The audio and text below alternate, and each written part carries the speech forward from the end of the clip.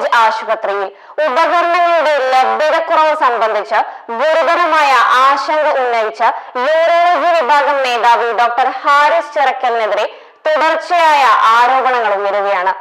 Medical കോളേജുകളിൽ നിലനിൽക്കുന്ന പ്രതിസന്ധിയെക്കുറിച്ച് doctor Haris തുറന്ന വെളിപ്പെടുത്തൽ നടത്തിയിരുന്നു. മെഡിക്കൽ കോളേജ് ആശുപത്രിയിൽ ഉപകരണങ്ങളുടെ അഭാവം മൂലം ശസ്ത്രക്രിയകൾ ആവർത്തിച്ച് നിർത്തിവെച്ചതിനെ തുടർന്നാണ് ഡോക്ടറുടെ പ്രതിഷേധം ആരംഭിച്ചത്. എന്നെ പുറത്താക്കൂ, ഈ സേവനം എനിക്ക് മടുത്തു എന്നായിരുന്നു അദ്ദേഹം ഫേസ്ബുക്കിൽ കുറിച്ചത്. അതിനുശേഷം ഇങ്ങോട്ട് നിരവധി ആരോപണങ്ങൾക്കാണ് അദ്ദേഹം വിധേയനായത്. യൂറോളജി ഡിപ്പാർട്ട്മെന്റിൽ നിന്ന് ഉപകരണം കാണാനില്ലെന്നും തുടർന്നത് കണ്ടെടുക്കുകയും ചെയ്തിരുന്നു. അതിനോടനുബന്ധിച്ചാണ് ഇപ്പോൾ ഒരു പത്രസമ്മേളനം നടന്നത്. അതിലെ അധികൃതരുടെ ആരോപണങ്ങൾക്ക് മറുപടി പറഞ്ഞിരിക്കുകയാണ് ഡോക്ടർ ഹാരിസ് ചിറക്കൽ. റിപ്പയർ ചെയ്യാനായി അയച്ച് തിരികെ കൊണ്ടുവന്ന നെഫ്രോസ്കോപ്പാണ് മുറിയിലെ പെട്ടിയിൽ ഉണ്ടായിരുന്നതെന്നും റിപ്പയർ ചെയ്യാനുള്ള പണം ഇല്ലാത്തതിനാൽ ഉപകരണം തിരികെ ആവശ്യപ്പെടുകയായിരുന്നെന്നും ഡോക്ടർ ഹാരിസ് ചിറക്കൽ വ്യക്തമാക്കിയിരുന്നു.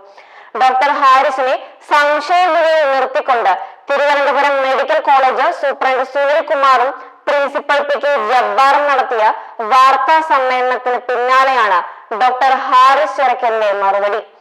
മെഡിക്കൽ ഓഫീസർമാരുടെ വാട്സാപ്പ് ഗ്രൂപ്പിലിട്ട വിശദീകരണത്തെ കുറിച്ചാണ് ഹാരിസ് ഇക്കാര്യം പറയുന്നത്. കേടായ നെഫ്രോസ്കോപ്പ് കൊച്ചിയിലേക്ക് റിപ്പയറിനായി അയച്ചിരുന്നു. അതാണ് തിരിച്ചെത്തിയത്. 10-15 വർഷം പഴക്കമുള്ള നെഫ്രോസ്കോപ്പുകൾ കണ്ടം ചെയ്യുന്നതിന് മുമ്പ് ഏതെങ്കിലും തരത്തിൽ നന്നാക്കിയെടുക്കാൻ പറ്റുമോ എന്നറിയാൻ വേണ്ടിയാണ് എറണാകുളത്തെ കമ്പനിയിലേക്ക് അയച്ചത്. 2 മാസം മുമ്പാണ് ഇത് അയച്ചതെന്നും അദ്ദേഹം വിശദീകരണത്തിൽ വ്യക്തമാക്കുന്നുണ്ട്.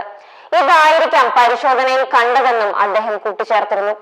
ഡോക്ടർ ഹാരിസ് ചിറക്കലിനെതിരായ അന്വേഷണവുമായി ബന്ധപ്പെട്ടായിരുന്നു തിരുവനന്തപുരം മെഡിക്കൽ കോളേജ് സൂപ്രണ്ടും പ്രിൻസിപ്പളും വാർത്താ സമ്മേളനം വിളിച്ചത്.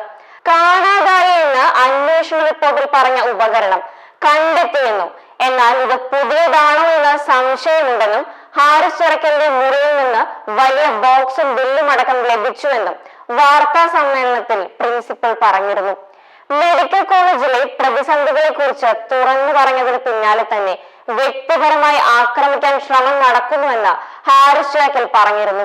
തന്നെ കൊടുക്കാനുള്ള ശ്രമം നടക്കുന്നുവെന്നും ഓഫീസ് മറ്റൊരു പൂട്ടിട്ട് പൂട്ടിയെന്നും ഹാരിസ് ചിറക്കൽ വ്യക്തമാക്കി.